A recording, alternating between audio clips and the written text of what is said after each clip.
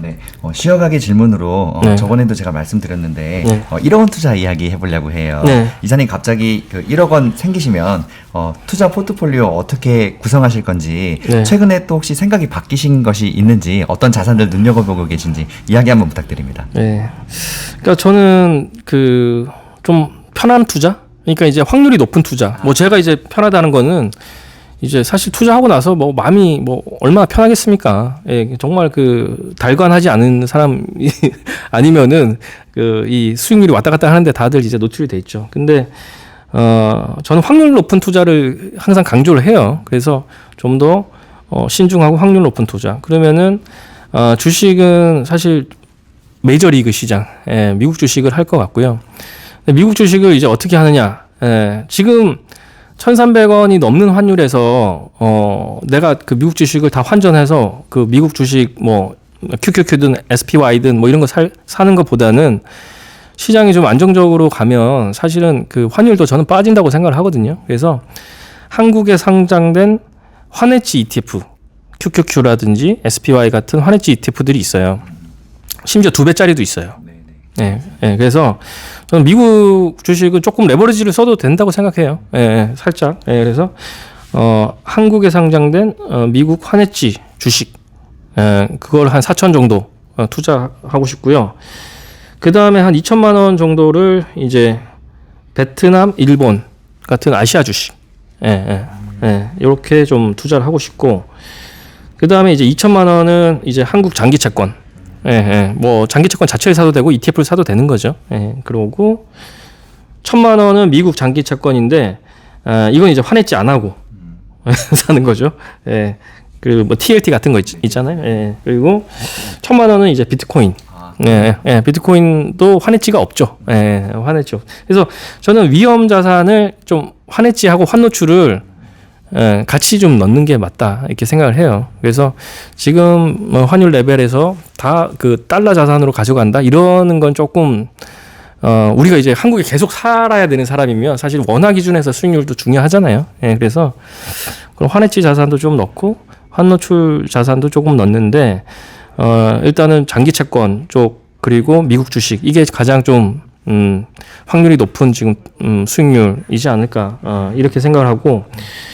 비트코인도 사실은 지금은 괜찮은 대체 자산이 된 것 같아요. 이미 이제, 기관들도, 해외 유수한 기관들도 사실 비트코인으로 계속 상품을 만들고 싶어 하잖아요.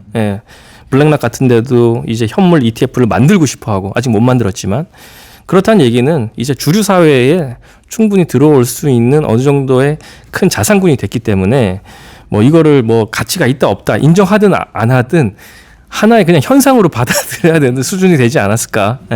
그런 측면에서 비트코인도 일부 좀 가지고 가야 되지 않을까 싶습니다. 네, 지금 좋은 말씀 몇 가지 해주셨는데 먼저 확률 높은 투자하라는 것 맞습니다. 그 정말 중요한 이야기고 또 하나 투자하고 마음 편하기 이게 사실 가장 쉬운 방법이자 가장 어려운 방법이에요. 그렇죠. 내 돈이 들어가면 발벗고 잠을 자야 되는데 이게 자산이 막 10% 20% 막 반토막까지 나기 시작하면 그렇죠. 마음 편하게 안 되거든요. 이게 정말 가장 쉽지만 어려운 일인 것 같아요. 마음이 불편할 때는 이제 힐링 여행자를 보시면서 마음을 머니볼도 같이 보시고 하시면서 마음을 잡아가시면 될 것 같고. 네네. 제가 이제 일본 주식 아까 얘기 드렸을 때 이제 일본 이 엔화가 계속 약세로 가고 있잖아요. 뭐 얼마나 더 갈지는 모르겠습니다만. 근데 이제 일본 엔화를 해지한 달러 투자 상품이 있어요. 그게 뭐 제가 뭐 이거 세일즈하는 건 아니고 HEWJ라는 이제 ETF인데 저는 요거를 좀 괜찮게 보고 있어요. 왜냐하면 이게 이제 그 우리가 일본 주식 샀는데 엔화가 약세가 돼. 그러면 사실은 여기서 손해를 보는 거잖아요. 근데 이 해지를 하면 손해를 안 봐요. 손해를 안 보면서 일본과 그 미국의 금리 차가 5.5% 나잖아요. 이만큼 해지 이익이 생겨요. 연 5.5% 수익이 생기기 때문에 이 5.5% 적은 금액이 아니잖아요. 그죠? 그래서 환해지도 하면서 5.5% 플러스해서 수익이 날 수 있는 그게 이제 HEWJ이기 때문에 일본 주식을 요거를 좀 사고 싶은 생각이고 아까 말씀하신 그 일본 상사 다 5대 상사를 이제 그 워렌 버핏도 사고 있는데 저는 그 논리도 괜찮은 것 같아요. 결국은 자원 전쟁으로 계속 가야 되는 상황에서 일본 상사가 굉장히 그런 쪽으로 투자를 이미 많이 해놨고 그리고 뭐 이머징 국가 특히 아시아 국가에 투자를 많이 했어요. 그래서 그냥 이머징 자체를 사는 것보다 일본 상사를 사는 게 괜찮은 그 아시아 이머징 국가 투자의 일부가 될 수가 있다. 그리고 자원을 사는 거의 일부가 될 수가 있다. 이렇게 생각하기 때문에 그래서 일본 주식을 어느 정도는 좀 괜찮게 보고 있는 그런 상황입니다. 예. 네, 그 지금 이사님 포트폴리오 이야기 해주셨는데 조금 재미있는 부분이 있네요. 그 미국 주식에 40%나 투자를 하고 계시네요.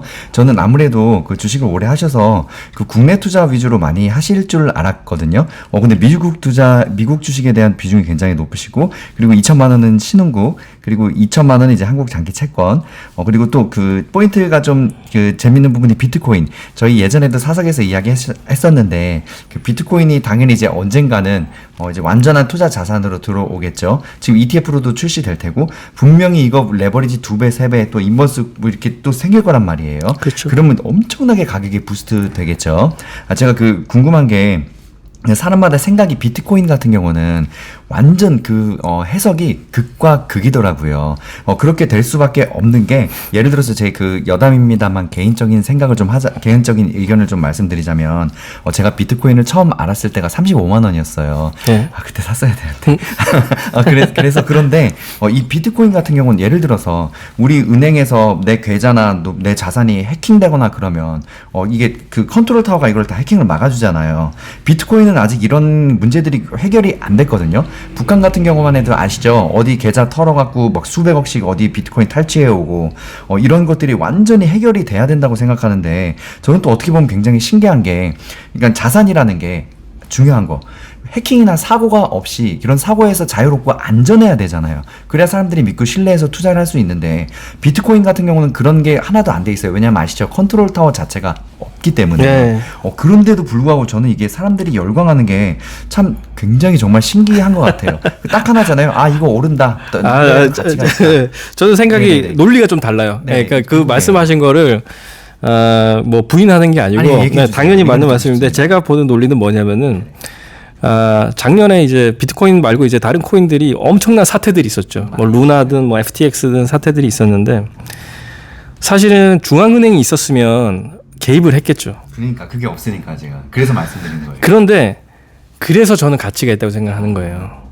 네. 예를 들어서 무슨 말인지 알겠습니다. 문제가 생겨서 통화를 더 발행을 하고 뭔가 개입을 하고 이게 없잖아요. 그냥 망하잖아요. 그냥 루나 코인 자체가 그냥 소멸될 정도로 망하잖아요. 근데 이제 비트코인도 같이 그때 많이 빠졌죠. 뭐 비트코인은 뭐 소멸되거나 그러지는 않지만, 근데 비트코인은 이미 완성된 프로젝트이기 때문에 이 발행량이라든지 뭐 내년에 그 생기는 반감기 이게 이미 정해진 수순대로 가는 거죠. 개입할 수 있는 중앙은행이 없는 거예요. 예, 이게 이 중앙화된 금융 시스템이 아닌 거예요. 아예 이 세계관이 달라요. 예, 세계관이 다르고 피어 투 피어.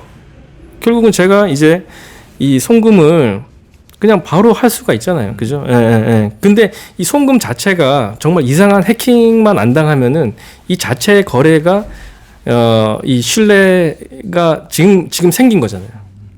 예. 이 거래 자체가 안 되지 않잖아요. 그죠? 그리고 이 전송 시스템이라든지 뭐 이런 부분 그리고 거래소가 제대로 관리 안 된 부분 이런 부분이 문제인 거죠. 예, 관리가 안 된 게 문제지. 이 지금 암호화폐와 암호자산에 대한 이 메커니즘 자체는 그래도 돌아가고 있는 거예요. 계속 누군가는 채굴을 하면서 검증을 하면서 계속 돌아가고 있는. 가격이 올라가고 있다는 얘기는 계속 사고 있다는 소리거든요. 그렇죠. 예. 그래서 이런 지금 메커니즘이 그 어느 정도 방향을 잡아가고 있는 상황에서 작년에 굉장히 많은 이벤트들이 발생했고 그러면서 정말 많은 피해자들도 만들어졌던 거죠. 하지만 그런 이제 그게 다 성장통이 있는 거죠.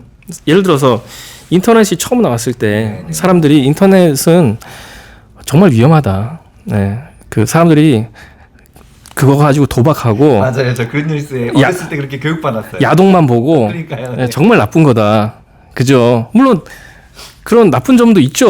네, 하지만 얼마나 또 우리의 생활을 윤택하게 해주는 얼마나 많은 요소들이 있습니까? 그래서 암호화폐의 이 좀 혁신적인 이 금융 시스템, 그 중앙은행이 없는 시스템, 예, 국가가 없는 시스템 이 자체가 사실은 많은 혁신을 이뤄낼 수 있다. 그리고 또 스마트 컨트랙이라고 해서 결국은 제가 남미에 있는 뭐 베네수엘라에 있는 어떤 사람하고 계약을 할 수 있는 거잖아요. 이 코인의 거래를 통해서. 예, 이런 정말 그 뭔가 혁신적인 이 그 기존의 금융권이 하지 못했던 일을 해줄 수가 있기 때문에 그런 측면에서는 의미 있는 뭐 자산이 될 거다. 저는 이렇게 생각을 하고 있습니다. 좋은 지적해 주셨습니다. 저도 이 얘기를 제가 지금 말씀드린 이야기가 왜 그 정말 좋게 들리냐면 예를 들어서 중앙은행이 물론 악역을 맡고 있지만 이 사람들 나쁜 사람들 아닙니다. 네. 서민들의 물가를 잡기 위해서 그럼요. 그 서민들이 잘 살게 하기 위해서 물가가 올라가면 우리 다 굶어 죽는 거잖아요. 이 물가를 잡기 위해서 중앙은행이라는 게 돌아가는 건데 중앙은행이라는 게 100% 장점만 있는 건 아닐 거란 말이에요. 그렇죠. 단점도 있겠죠. 근데 비트코인 같은 경우는 이런 컨트롤 타워 자체가 없는 게 오히려 이제 단점이 있을 수도 있지만 그런 예를 들어서 물론 중앙은행이나 완전 우리가 모르는 그 미국 대통령 이상의 더 거대 세력들이 세계 경제를 움직일 수도 자기들 마음대로 움직일 수도 있단 말이에요. 예를 들어서 네네. 그런데 비트코인 같은 경우는 이런 걸 아예 할 수가 없습니다. 아예 할 수가 없죠. 네, 그 누구도 장난을 칠 수가 없습니다. 예를 들어서 맞아요. 네. 지금 인플레이션을 만든 게 결국 연준이 코로나 때 돈을 엄청 푼 거잖아요. 예. 비트코인은 돈을 풀 수 있습니까? 예, 불가능하죠. 예. 그러니까 그런 차이가 있는 것 같아요. 예. 네, 알겠습니다. 예.